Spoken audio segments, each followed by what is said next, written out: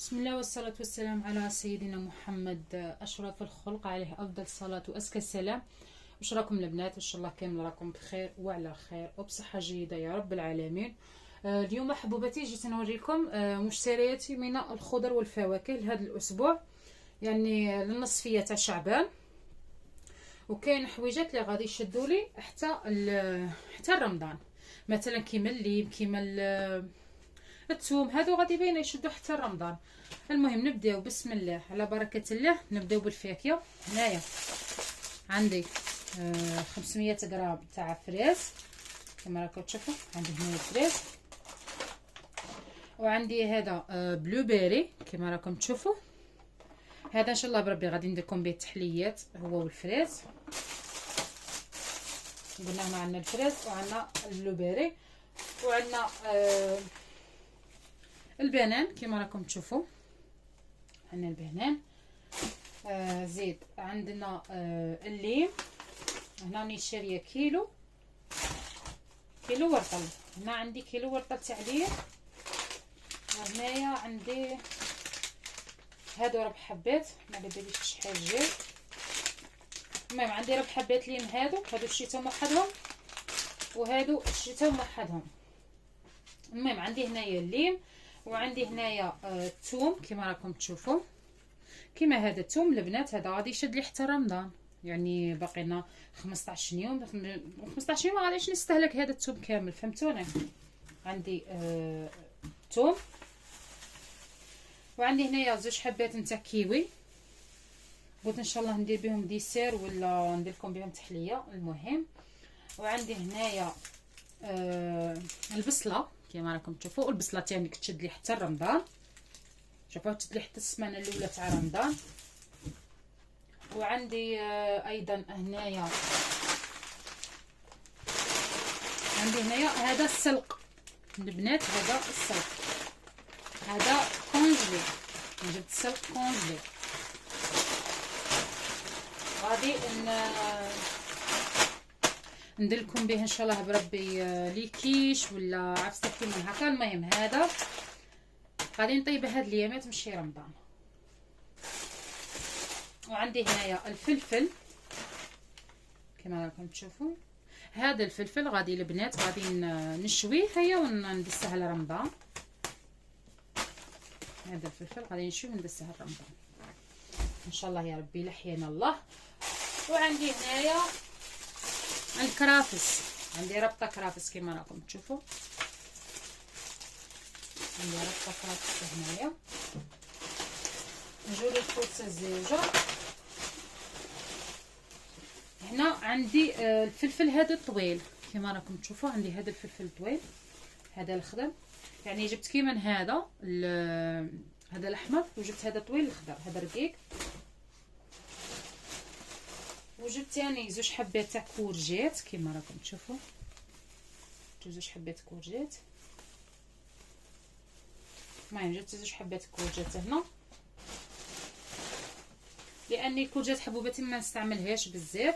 وجبت ايضا 2 حبيبات تاع بنجان كما راكم تشوفوا، 2 حبيبات. عندي هنايا طماطيش كما راكم تشوفوا، هذه راها قريب كيلو.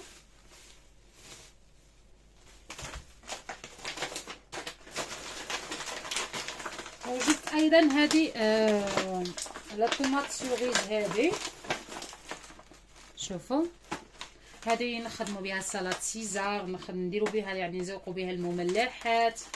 شوفوا جبت 3 كيما هكا.